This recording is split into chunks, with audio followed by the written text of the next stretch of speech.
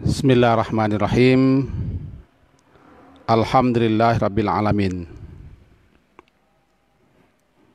Wa bihi nasta'in ala umurid dunya waddin. Asyhadu la ilaha illallah wa asyhadu anna Muhammadan abduhu wa rasuluh. Allahumma salli ala Muhammad wa ala ali Muhammad. Bapak-bapak dan ibu-ibu, mari kita awali kajian kita pada malam hari ini dengan membaca Bismillahirrahmanirrahim. Kita puji Allah, alhamdulillah. Salawat atas Rasulullah, Allahumma shalli ala Muhammad wa ala ali Muhammad. Kajian kita hari Selasa yang lalu memahami doa yang dibaca sebelum salam setelah innaka hamidum majid, yaitu antara lain Allahumma inni zalamtu nafsi zulman katsira wala yaghfiru dzunuba illa anta, dan seterusnya. Tapi ada yang tercecer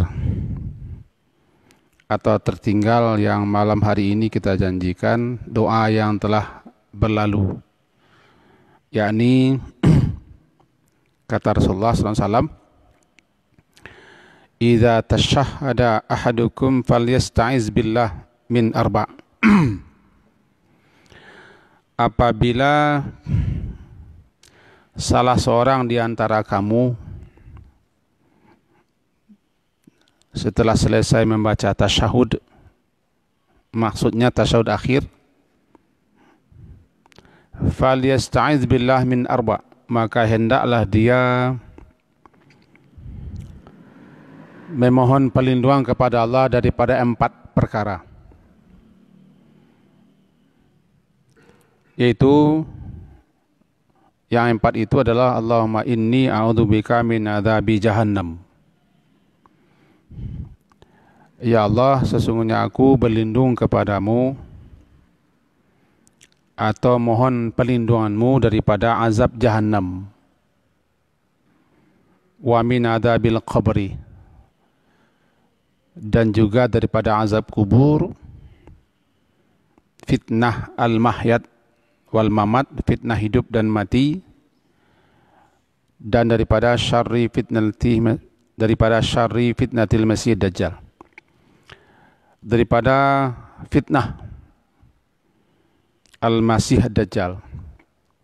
Baru kita jelaskan 2, baru tidak salah, min adzabi jahannam dan min adzabil qabri. Sekedar mengingatkan,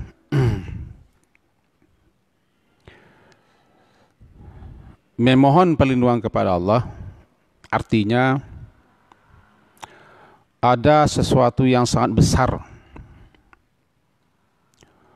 mudaratnya, bahayanya, kejelekannya, keburukannya, dan tidak ada satupun yang bisa melindungi, menjaga, memelihara kita daripada keburukan kejelekannya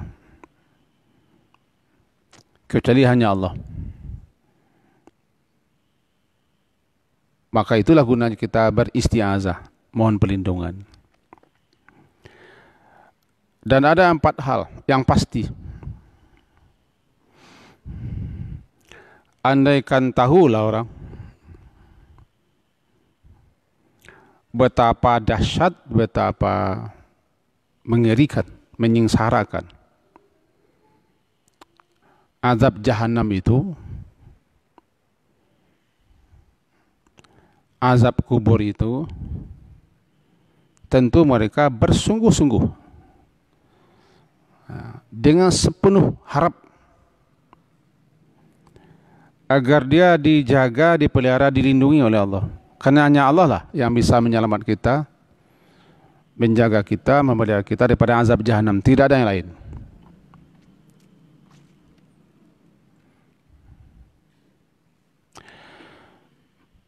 Membicarakan tentang neraka yang dimana dalam ayat-ayat banyak disebutkan, itu penting agar timbul ketakutan. Kaji kita dulu bahasa awaknya, bah mau tak takui awak dengan sesuatu bahaya, karena kita tidak tahu bahayanya. Kenapa orang tidak takut disebut neraka? Dia tidak tahu neraka. Kalau sahabat-sahabat dulu, ketika Nabi menyebut tentang neraka, mereka gemetar. Karena yang terbayang bagian neraka itu begini. Kalau awak kini barangkali sebut neraka cayah seorang. Cayah itu bahasa awak ya cayah lah. Tidak. Biasa-biasa saja dah. Begitu juga azab kubur, pasti. Azab kubur lebih dekat daripada azab neraka.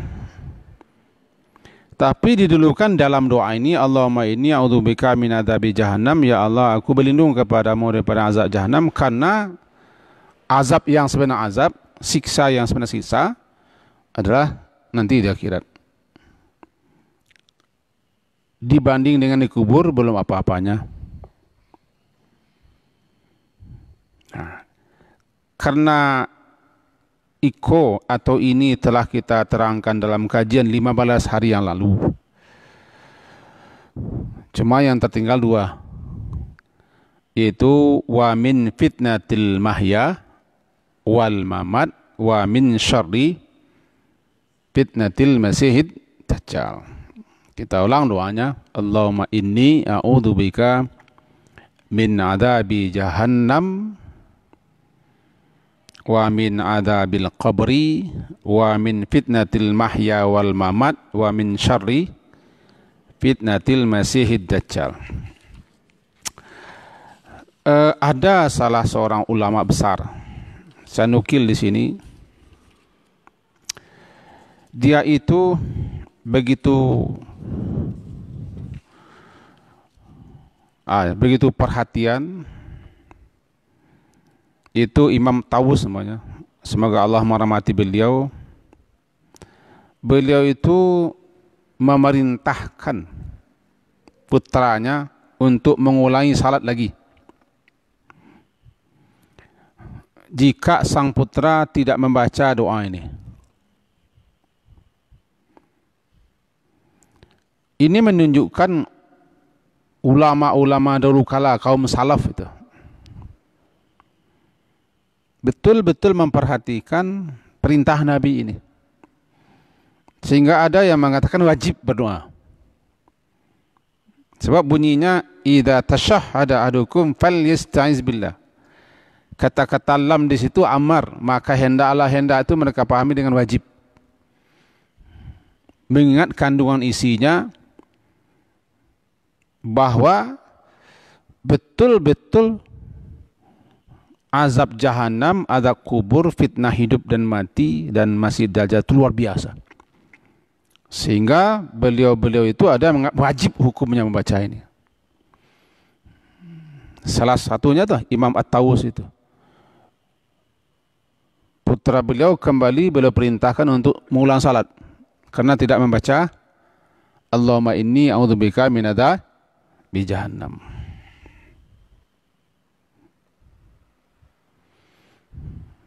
Nah, mari kita jelaskan yang 2 lagi. Wa min fitnatil mahya wal mamat. Fitnah al-mahya.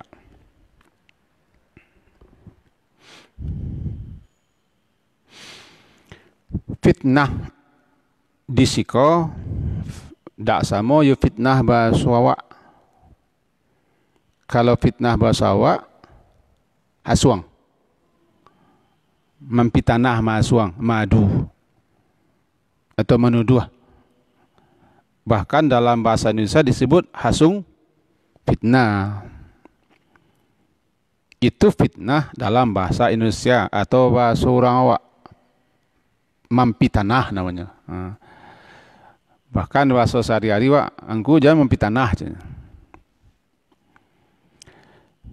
Iya, fitnah, tapi fitnah yang dimaksud dalam Al-Quran dan dalam hadis adalah ujian. Ujian. Jadi yang dimaksud dalam Quran fitnah adalah ujian. Difitnah berarti diuji, dicoba. Contoh, innama amwalukum wa auladukum fitnah. Hanya saja sesungguhnya harta bendamu dan anak-anakmu fitnah. Ujian.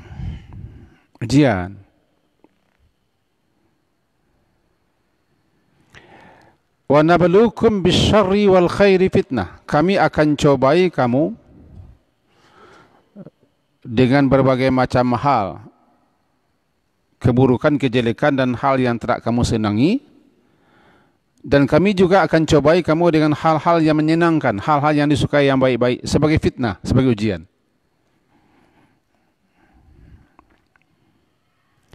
Jadi mau kasih fitnatul mahya, min fitnatil mahya, fitnah hidup adalah ujian dalam hidup. Min fitnatil mahya wal mamat, ujian hidup dan ujian mati. Nah, kita pilih dulu. Dalam kitab Ithaf namanya, Ithaf, syarah daripada Hisnul Muslim, disebutkan yang dimaksud dengan fitnatil mahya, ujian hidup, artinya adalah berbagai macam cobaan-cobaan, berbagai macam musibah-musibah yang kita alami, yang terjadi, yang menimpa diri kita, namanya fitnah.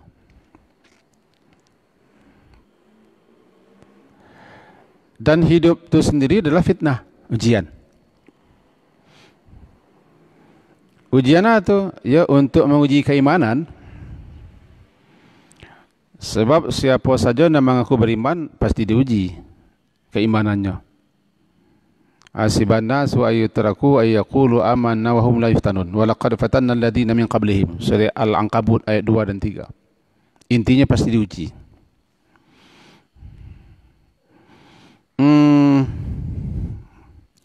Seketik kita agak melebar. Fitnah itu dibagi dua. Yang pertama namanya syar. Dalam surah Al-Anbiya, syar. Yang kedua khair. Yang dikatakan syar, berbagai macam hal-hal yang tidak disenangi. Secara bahasa arti syar itu buruk, jelek, tidak rancak, tidak elok, tidak baik. Jadi berbagai macam hal-hal yang kita alami, yang terjadi menimpa kita, yang buruk, yang jelek, yang tidak rancak, yang tidak elok, yang tidak ketuju, yang tidak suka, namanya syar. Kalau itu terjadi di kita, kita sedang difitnah, kita sedang diuji. Sabar apa tidak? Tabah apa tidak? Reda apa tidak? Putus asa atau bagaimana? Termasuk corona aku namanya syar. Corona, COVID. Masuk ke situ hal-hal apa saja yang tidak baik menurut kita, yang tidak kita sukai, yang tidak kita senangi, atau yang jelek, yang buruk, namanya syar. Nah, itu namanya syar. Surah Al-Anbiya itu surah ke-21 ayat 35. Kullu nafsin za'iqatul maut wa nabluukum bisyarri wal khairi fitnah. Al-Anbiya surat ke-21 ayat 35.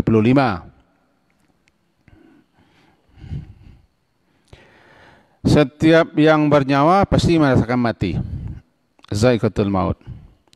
Wa nabluukum,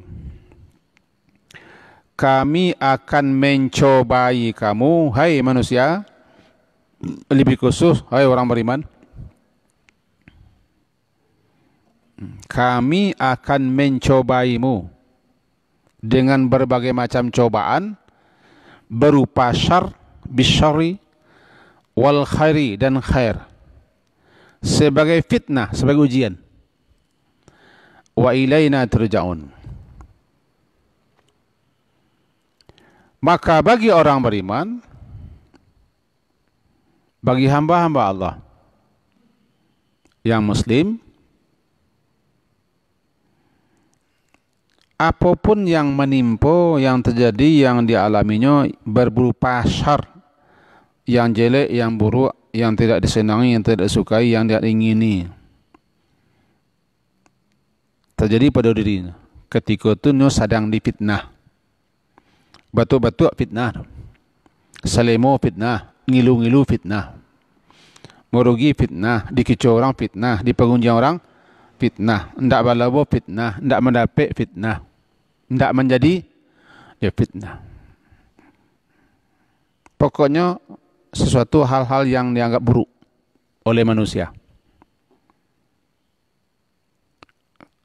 Kita diuji, apakah sabar, apakah tabah, apakah redha. Berarti min fitnatil mahya, ketika kita diuji dalam kehidupan ko, makasihnya berlindung diri kepada Allah daripada fitnah. Artinya jangan sampai kita ketika difitnah gagal dalam menjalaninya. Bukan berarti tidak diuji-uji, bukan berarti tidak dicobai, tidak. Maksudnya wa min fitnatil mahya, ya Allah, aku berlindung kepadamu daripada ujian hidup. Ketika ujian itu terjadi, ambo diuji dengan kemiskinan, dengan kelaparan, dengan kesusahan, sakit, gagal, tidak jadi, dikicau, ditipu, dikhianati, dicurangi, ditohok di belakang, ditungkai, pokoknya berbagai macam hal yang jelek lah. Jangan sampai gagal ambo melewatinya.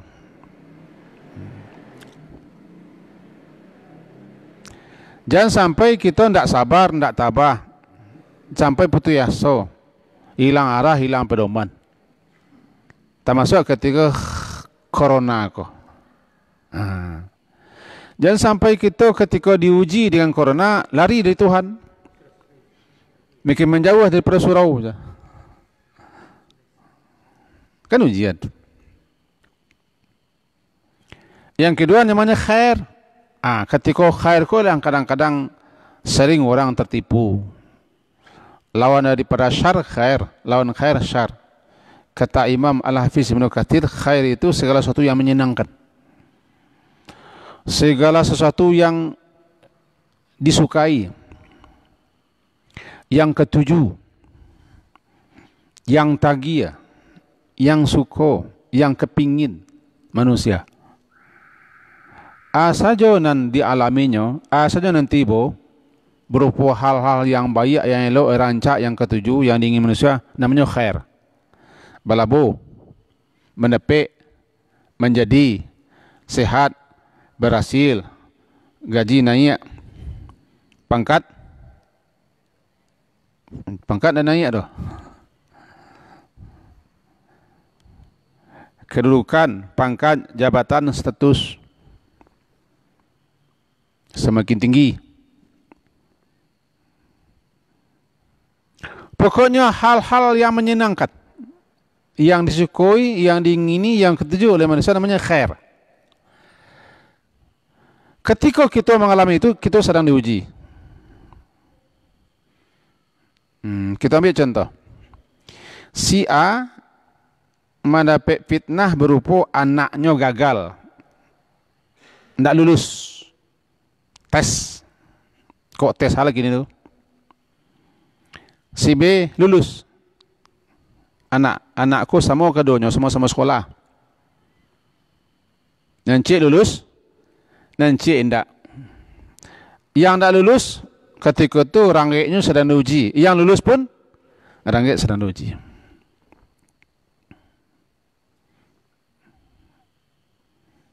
Nanti diuji dengan syar, nanti diuji dengan khair. Bagaimana keduanya? Kalau yang diuji dengan khair, ini bisa nyombong. Nyombongnya anak ambo, anak ambo, anak ambo, anak ambo, anak ambo, anak ambo, anak ambo. Lah, dari maghrib sampai satu cerita, besok subuh tamu tulis cerita balik. Kebersihan anaknya, anak saya Santia, anaknya hebat. Anaknya Niki. Dan cik lai mengerupi, mengerutu, memandiang-mandiang, kadang-kadang buruk sangka kepada Allah. Kedua-duanya sedang diuji. Kita ambil contoh dalam surah Kahfi misalnya. Kita tidak bawa Quran, biarlah bawa saya buka kan. Surah Kahfi, surah ke-18, contoh. وَضَرِبْ لَهُمْ مَثَلَ الرَّجُلَيْنِ جَعَلْنَا لِأَحَدِهِمَا جَنَّتَيْنِ مِنْ أَعْنَابٍ وَحَفَفْنَاهُمَا بِالنَّخْلِ وَجَعَلْنَا بَيْنَهُمَا زَرْعًا. Al-Kahfi surah ke-18 ayat 32 dan seterusnya. Intinya, ada dua orang yang Allah uji.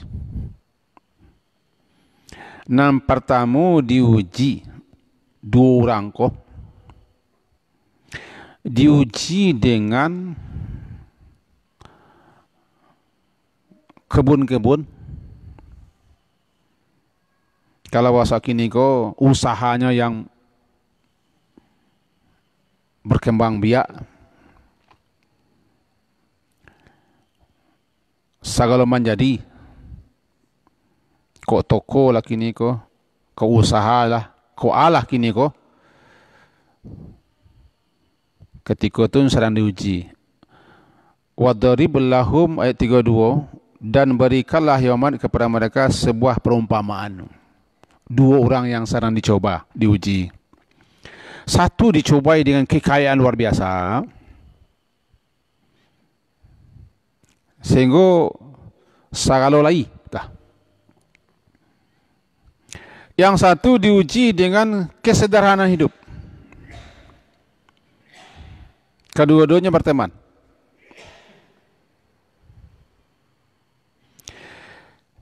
Yang Allah uji dengan kekayaan luar biasa, perusahaan yang berkembang dan segala macam, ketika itu tabi sombong. Keceknya kepada kawannya, ana aktsaru minka, ana a'azzu minka. Saya lebih, ambo lebih hebat, lebih santiang, bagana, begini. Pokoknya memanggalah sifatnya. Ketika itu gagal. Bukannya bersyukur, bukannya tawadu, bukannya mendekatkan diri kepada Allah, tapi makin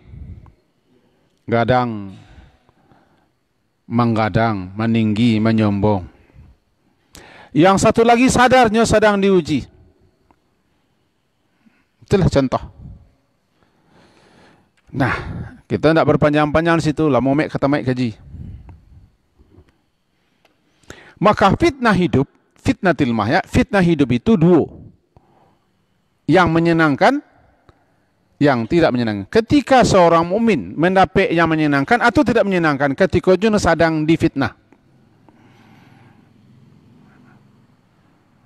Sia saja orang beriman dan mengaku beriman pasti difitnah. Tidak ada yang tidak difitnah, artinya diuji. Maka termasuklah ke sana itu anak ujian, harta ujian. Yang gagal, la tulhikum amwalukum wala auladukum an dzikrillah. Jangan sampai kamu dilalaikan daripada mengingat Allah dengan harta dan anak-anakmu. Nanti kamu gagal ujian.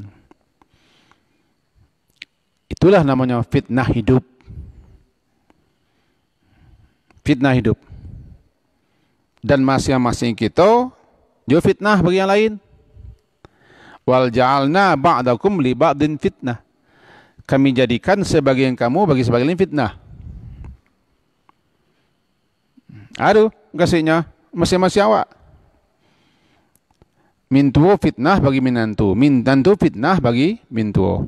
Laki fitnah bagi bini, fitnah bagi laki. Orang tua fitnah bagi anak, anak fitnah. Guru fitnah bagi murid, murid fitnah. Aduh, ujian. Saudara fitnah bagi saudara. Tetangga fitnah bagi tetangga.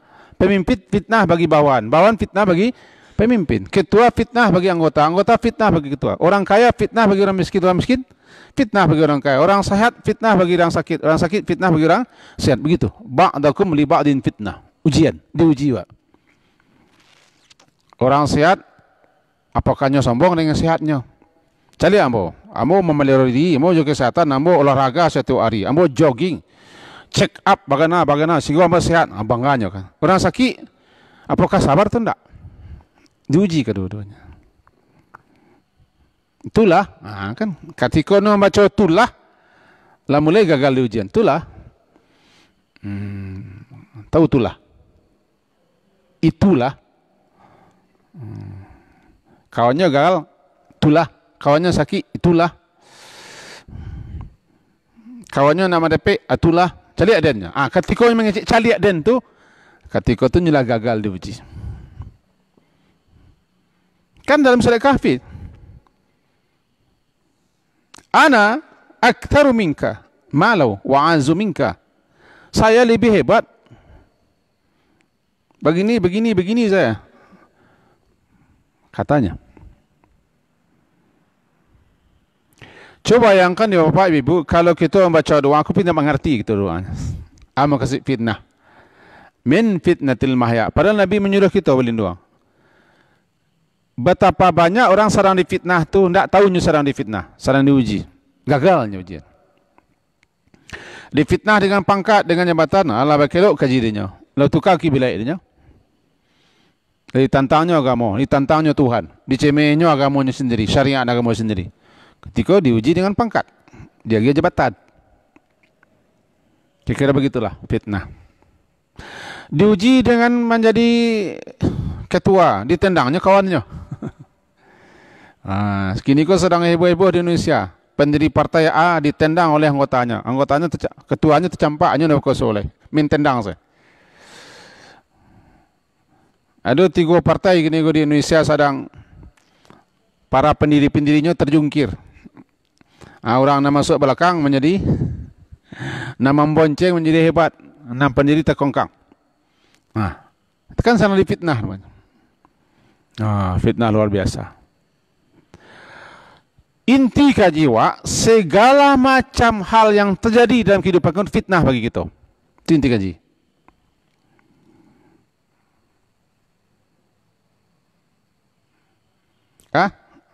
Ibu-ibu kan ada nama sanda, ada nama selo, ada nama unju, ada nama ngetu, ada nama agu, ada nama celang. Masing-masing fitnah kok. Bapak juga begitu. Bawa orang sakit, apakah menceringi kepanjang saya? Bawa orang sehat, ayo etek nak mau dengan kecian. Cari ambo etek, ambo satu hari begini. Kalau sombong kayaknya gagal difitnah. Gitu, kira-kira begitu. Terus kita masuk ke sambat. Min fitnatil mahya wal mamat. Allahumma inni a'udzubika min adabi jahannam wa min adabil qabri wa min fitnatil mahya wal mamat. Mamat mati. Masih dalam kitab syarahan ulama kita pelajari dan kita pahami. Nama kasih fitnatil mamat. Mamat itu kan mati. Mahyaya wa mamati, matiku, hidupku, matiku, mamat mati. Fitnah mati. Di antara sekian komentar dan penjelasan ulama kita ambil C. Nam fitnatil mahya, mamat ko berawal semenjak awal kemati. Salah satu ujian terberat bagi seorang adalah apakahnya husnul khatimah atau su'ul khatimah. Yang penentuku kan akhir. Innamal a'malu bil khawatim. Amalan itu dinilai dengan penutup. Menang kalah kan tidak ketika awal berlari doh. Sampai di finish pun tidak. Kalau bahasa orang perjuangannya tidak nang kancang berlari doh, nan tahan napas. nang kamanang ko ndak kancang nang kancang malari nang tahan napas. Sian nang sampai ke ujung. Penentu awak adalah di akhir hidup ketika mati. Apakah dia husnu atau su'u? Kuna mencamehan. Bagaimana kau mencamehan? Yo, kita tak tahulah apakah kita ujung kita kolej selok kojo atau bujung dengan dalam keadaan tak. Dalam mati itu ada sampai hal yang tak kita ketahui itu. Mati. Kau rasanya ke mati kau? Sama kan? Pertama, bila mati. Nggak tahu ada. Yang kedua, di mana mati. Nggak tahu ada.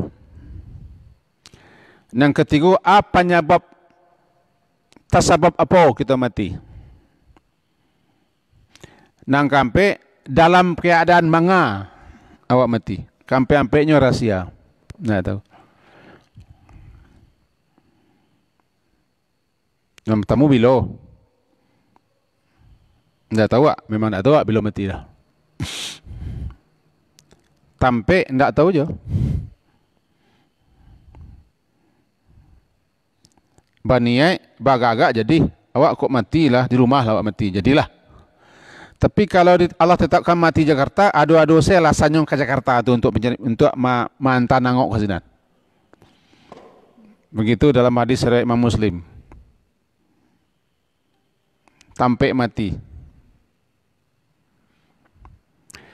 Nang ketiga, tersebab apa? Entah kena racun, entah terlantak, entah sakit, entah kena virus corona, entah jantung, entah kena bom, entah dibunuh orang, entah sedang, enggak apa je, itu hanya penyebab-penyebab. Sebab tu banyak tu, tanawwa'atil asbab, sebab tu banyak. Ada sebab, tapi tidak penyebab kematian wajar sampai. Orang kalau lah mati, orang kalau ditetapkan matinya, nyo mati jo. Walaupun tak sakit, walaupun tak corona, walaupun tak virus, walaupun tak jantung, walaupun tak stroke, walaupun tak TBC. Nyo mati di situ. Berarti sakit iko penyebab saja. Lahka sabab. Indak nak kena virus corona orang mati je. Berapa banyak orang mati kena jantung, kena TBC. Dibanding dengan corona lebih banyak orang mati kerana penyebab lain. Tapi di corona kau begadang-gadang. Berapa orang banyak mati? Mati terlantak sesambuh orang. Kabarnya di Jakarta setiap tahun tu orang mati lebih 500-an kena terlantak. Lebih hebat daripada corona leh. Tapi tidak digambar-gambarkan kerana tidak virus. Artinya kita tak tahu penyebab tasabab lantaran apa kita mati. Dan terakhir ko yang paling takut wak. Dalam keadaan sadang manga wak ko mati. Yang paling takut wak ko sadang mabik buruk. Sadang buat maksiat. Sadang melakukan sesuatu dosa. Mati ketika itu su'ul khatimah. Berarti kita gagal perjuangan salamoko. Berlindung diri kita kepada Allah. Difitnah dengan hal begitu, dicoba sadang karena terkait itu kita mati. Jadi ada yang memahami fitnatil mamat itu samanya awal mati. Maka rajin-rajinlah kita berdoa kepada Allah agar diberi husnul khatimah. Bahkan dalam doa-doa yang dibaca dan diajarkan kepada kita, Allahumma khtim a'malana wa ajalana bihusnil khatimah wa la takhtim a'malana wa ajalana bi su'il khatimah. Buruk, kematian yang buruk. Khatimah yang menutup, khatim yang menutup, yang menyudahi, yang mengakhir. Khatim itu kalau bahasa awak dah, khatam kaji. Jadilah berakhir kajinya. Khatam Quran, Allah berakhir ke Qurannya. Khatamun Nabi, Nabi pengakhir, Nabi penutup. Jadi anan su'ul khatim, saburuk panutu hidup dan buruk khatim. Lawannya husnu khatimah. Kita minta agar kita diakhiri hidup kita sedang baik-baik, sedang beribadah, sedang beramal. Tak sarang di Makkah tu, sebab tak sadar orang Makkah tu elok tu dah. Abu Jahal kena Makkah hidup dah. Kok di Makkah matilah, yang penting sedang beramal baik. Matinya orang di masjid, bisa jadi nak ke masjid tu pergi ambil celengan, nampak orang tembak orang mati je kan. Tak perlu sampai sedang mangan tu. Ayat mengatakan wala tamutunna illa wa antum muslimun. Jangan mati kecuali dalam keadaan muslim. Berusaha terus berserah diri kepada Allah, sehingga kapanpun kamu mati dalam keadaan berserah diri kepada Allah. Kok salah, kok tak dorong, kok berdosa capek balik. Nan salah, tak ada tak salah nak go, tak ada tak sasek, tak ada nak keliru, tapi capek balik. Nan takui wak sedang di lubang tu kau mati wak. Sedang terlicik, sedang berdosa, sedang bersalah, sedang baik maksiat, mati wak.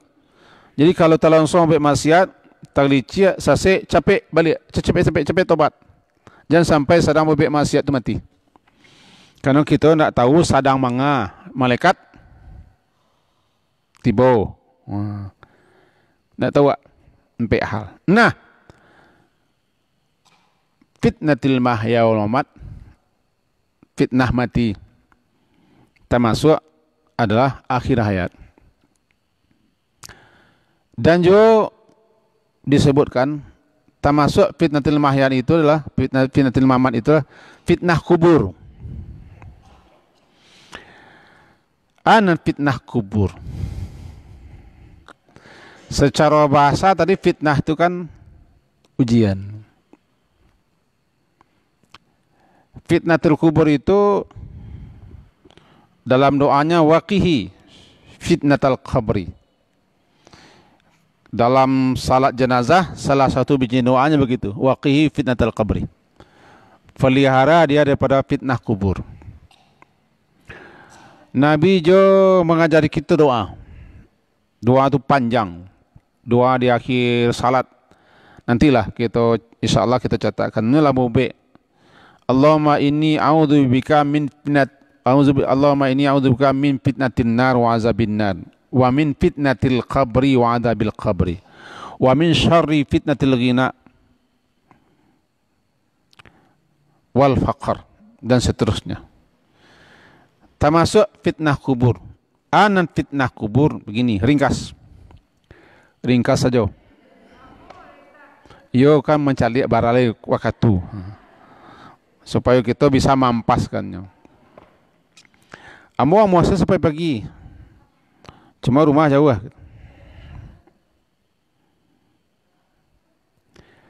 Fitnah kubur. Bamulo sakatiko mayit diantar ke kubur. Dalah dimasukkan ke lahat. Ya, lahat. Kemudian lahat itu telah ditutup. Kemudian oranglah mulai menimbun. Maka roh lah masuk balik ke jasad. Iku mau simpulkan daripada 5 buah kitab ke. Nah. Yang pertama, ketika mayit lah dimasukkan ke lahat.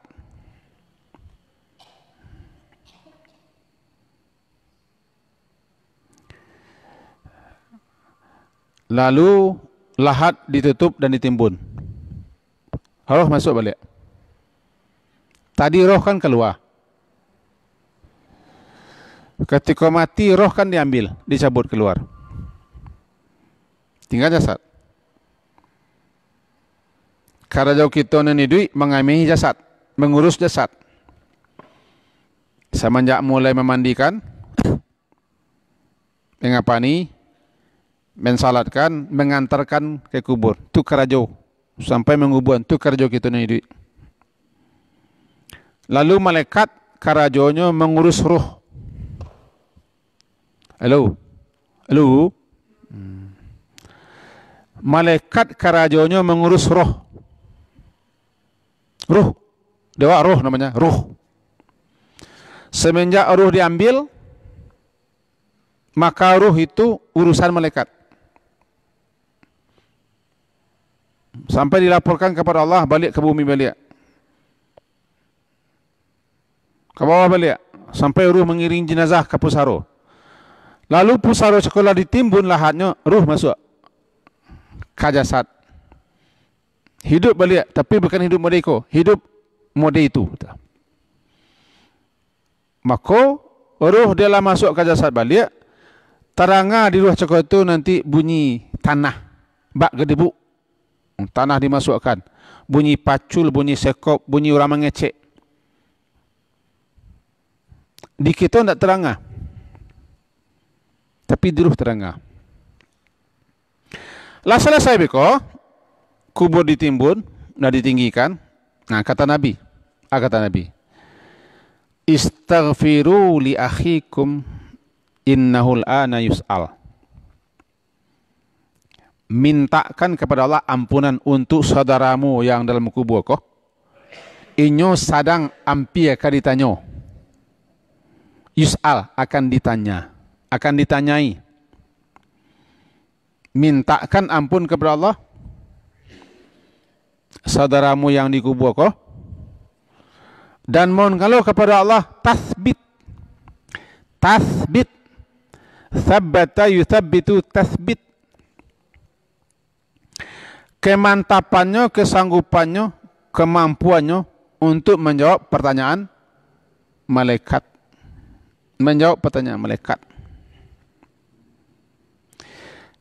Ketika lah selesai itu, kita lah berdoa, malaikat datang, mungkar nakir.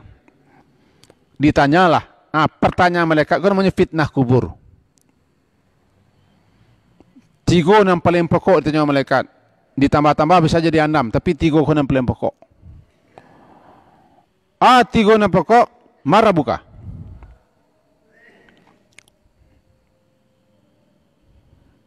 Bila orang azan seminit tak? Seminit terlambat. Marah buka, siapa Tuhanmu?